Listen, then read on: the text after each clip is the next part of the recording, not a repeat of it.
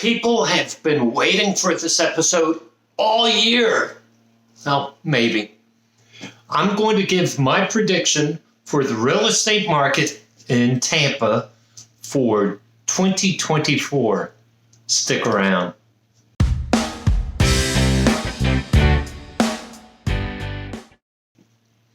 Hi, welcome back. My name's Joe Brown. I'm a realtor with Century 21 List with Beggins, located in South Tampa. Thank you so much for being here with me today. So as I said at the introduction, I'm going to give my market prediction for this upcoming year, 2024. Now, I've done this for 3 years in a row, and I have a fan, a friend of mine, Angelique, who has been begging me lately, saying, Joe, give me a sneak peek of what you're going to say. And she's also begged me to say her name on one of these videos. So, Ange, this is for you, okay? How the market's going to go, and again, let me clarify. I talk about the real estate market, and there is no real estate market, right? There's micro markets, all these neighborhoods, things are different. But I'm going to talk about, in general, real estate market trends. And there are some factors that are really going to play into what happens here in Tampa. Number one is the economy. And what do I mean by the economy? Oh, the big factor right now is inflation, right? So, as we know, over the past 2 years, the Fed has raised interest rates to now it's up over 5.25 in that range. And that has driven up the bond market, and following that are mortgage rates. So mortgage rates just 7 weeks ago, were close to 8%. Now, I've shared, I'm working with clients who are getting mortgage rates close to 9%. It depends on credit score. But over the past several weeks, mortgage rates have come down. And last week, they came out at 6.6. So where they were at 7.6, now they're at 6.6. So losing a point over the past month. And you think, well, the Fed has dropped rates. No, that's not what happened. So I've said several times the mortgage rates track the 10-year Treasury, right? But it's not a 1-for-1, meaning if the 10-year Treasury is at 4%, that's what mortgage rates are.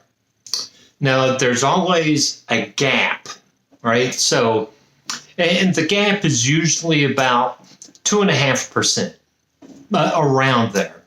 So if the bond rate is at 4%, then mortgage rates are about 6.5%, which is where we are now, right? Well, what happened is the 10-year Treasury went up a little bit, but the gap widened close to 3 and even over 3%. So what we've seen is the 10-year Treasury has come down some, but also that gap has lessened.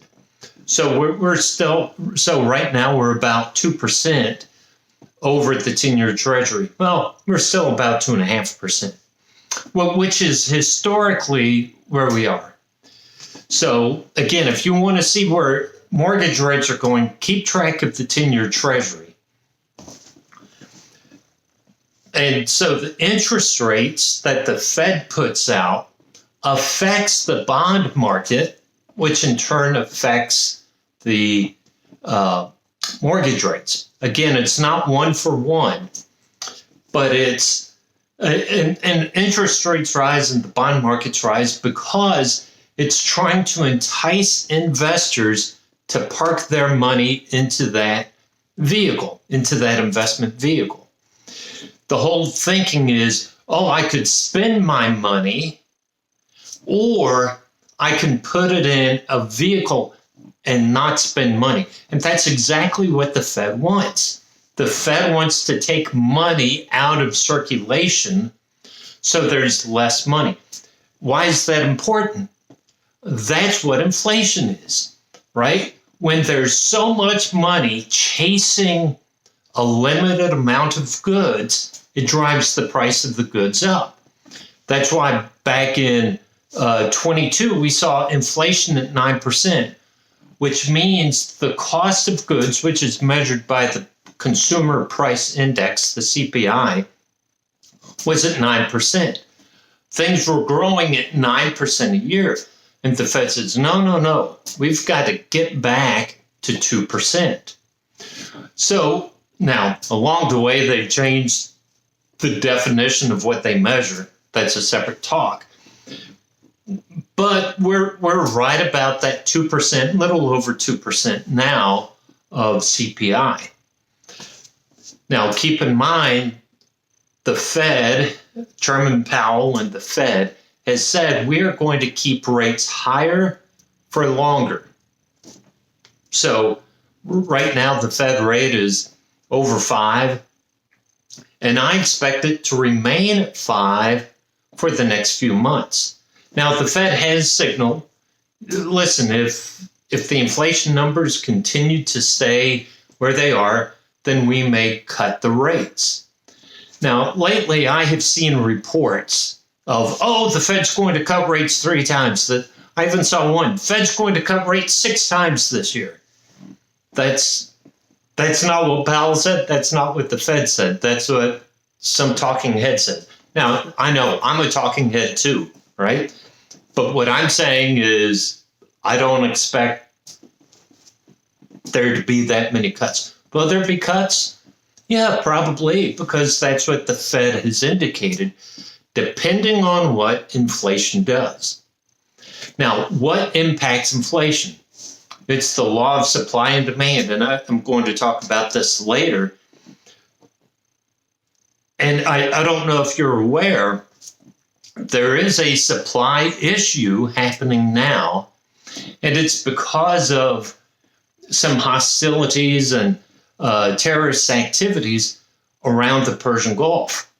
That as ships go in there up through the Suez Canal, there's so much activity there that ships are now being routed around the Cape of Good Hope in Africa. So it's taking longer to get goods to where they need to go. And it's creating a supply issue. Also in Panama, I don't know the current, I apologize for this, I don't know current situation, but there was a drought in Panama. And ships used the Panama Canal to ship goods. Well, because of the drought, there wasn't enough water, so that limits how quickly ships can go in and out. All of those affect the supply, and the supply affects, again, more money chasing limited supplies, inflation increases. So there are some world events. Listen, the wars that are going on in Ukraine and Israel, and there are wars all over the world right now. But if there's another major conflict, that will absolutely affect the economy of the world and affect us. So there are some factors what we don't control, but it's what we have to keep watch on a world perspective. It's called the macro perspective, and that will affect what's happening in the U.S. economy. So that inflation is really going to affect housing because it affects mortgages. So the next piece is when I talk about the real estate market in Tampa. And right now I'm just talking about the residential market. The commercial market is hurt, and it's going to continue to be hurt in several of their sectors. But for the residential market, the easiest question I can ask and answer, because it'll touch on several things. Here's the simple question. Are home prices going to drop in 2024? I'll say that again. Are home prices going to drop in 2024. So to answer that, let's define drop. What do you mean by drop? Is drop a 10% drop? And is it 10% over last year's prices? Or is it a 20% drop? Or is it a 2% drop, right? So you have to define drop. And I have to tell you, I don't see home prices dropping at all. If they do, it's very little. In fact, one report I read showed home prices are expected to increase 2% this year. So here's my thinking and my rationale. We know that buyers are on the sideline, right? So buyers, maybe they were approved for a 6.5% mortgage, but once mortgages got up to 8%, they no longer qualified to buy a home at that point. Now mortgage rates are back. They are now qualified again, and they are eager to buy a home. Well, there's a lack of supply. Remember, I said I was going to come back to supply and demand. I've been saying for months, we have low supply.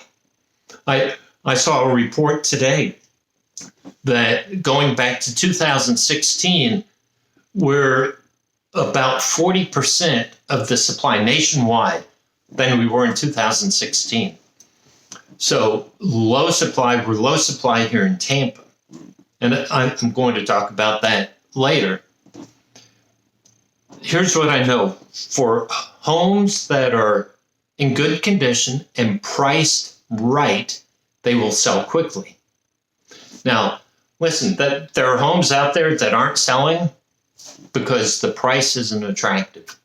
What makes the price attractive is, one and foremost, if people can afford it.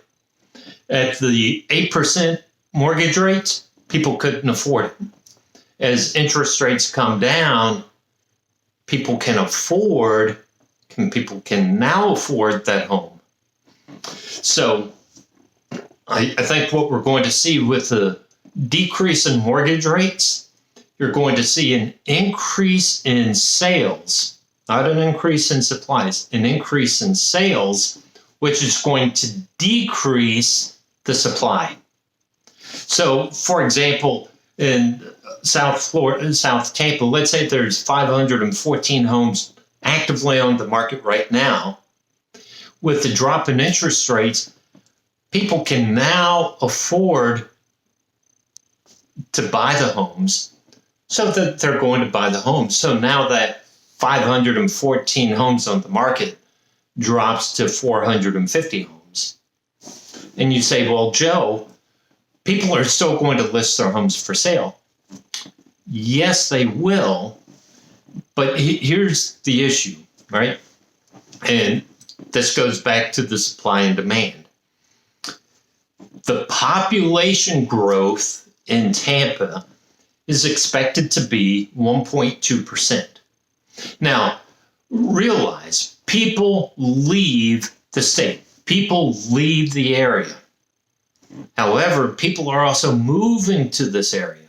And the net effect of the people moving out and people moving in is an increase of 1.2%. Well, Hillsborough County has it's around 4.5 million people. Just a 1% growth is 45,000. So 4.2 is 54,000 people moving to this area, right? Every year, 54,000 people moving to this area. Those people need a house or an apartment or a condo or townhome. We don't have the supply. Just flat out, we don't have the supply. That's why nationwide, they say we need 5 million homes of any type, 5 million nationwide to meet the demand. We're experiencing that here, right? So we have limited supply. We have people moving in from out of state that are saying, okay, we can afford that home. Why? Because some of the states they're moving from, home prices are more expensive than here in Tampa. So they're bringing cash and equity with them to buy a home here. So the lack of the supply, the falling interest rates, you're going to see an increase in demand. And what happens when there's more money chasing limited supply? Values go up, prices go up. That's why I say I do not see home prices falling over last year. Now, will home prices fall compared to, now again, listen to this. I list my house at $500,000. Nobody buys it. So I lower the price to $450,000. Somebody buys my house. Now, was there a drop in the value of my house? Not really. All I did is I adjusted what I was asking for it. What if I told you that I bought this house a year ago for $300,000? Right? So the value increased 30%. Now, I really didn't buy this house a year ago or 3 years ago, right? So keep in mind, you may see the ratio between what homes are selling for to what they were originally priced at, but that doesn't mean the home itself lost value. And that's really what you're talking about in a price drop. But keep in mind what happened during 2021, where home prices went up 30% in 1 year here in Tampa. I showed a graph on a video a couple weeks ago showing the year-over-year change in home prices is zero. Year-over-year home price, zero. That means that 30% increase, homes are still priced at that, right? It's not that home prices have dropped. It's the year-over-year change. It's the same. Do I see it going down? No, nothing supports the price coming down over the median price. Unless we have more sellers than buyers. That means there's more supply on the market than people buying homes. So why do people sell? I actually did a video on this. I just remembered that. I did a video on this. Why do people sell? And number one is something has happened in their life to prompt them to sell. Because listen, right now, more than 50% of the mortgages are under 4%. Did you know that? More than 50% of the mortgages are under 4%. So for the people that say, oh, I want to sell my house and go get another one at a 6.5% mortgage, does that make sense? No, unless there's a change in their life. So that could be they were transferred and they need to move. Or there's some change in the family structure, right? There could be a death or a divorce or the birth of a child or kids moving out or kids moving back in, right? So the change in the family structure will prompt people to sell their house and relocate. So it is those people that will put their house on the market. Is that limited? Very well could be. So I think, so just kind of recap where we are here. Going into 2024, we have low supply.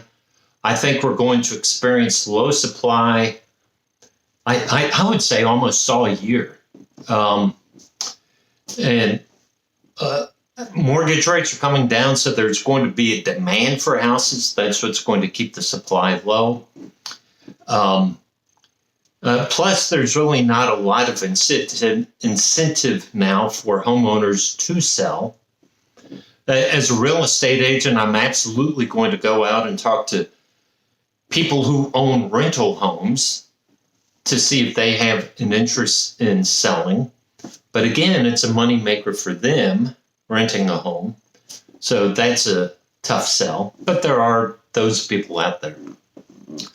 So it'll be a very interesting year. I continue to see low supply. I continue to see the high demand. One of my concerns is what I'll call exuberance, right? And this is overall, just not for home prices, but overall economy. If people say, oh, the Fed's going to lower rates, and they start spending money, spending, that's going to ramp up the CPI, the Consumer Price Index. And so the Fed's going to have to step in and either pause on the cuts or even raise rates again. So really, it's best take a wait-and-see approach, see what happens. Don't overspend.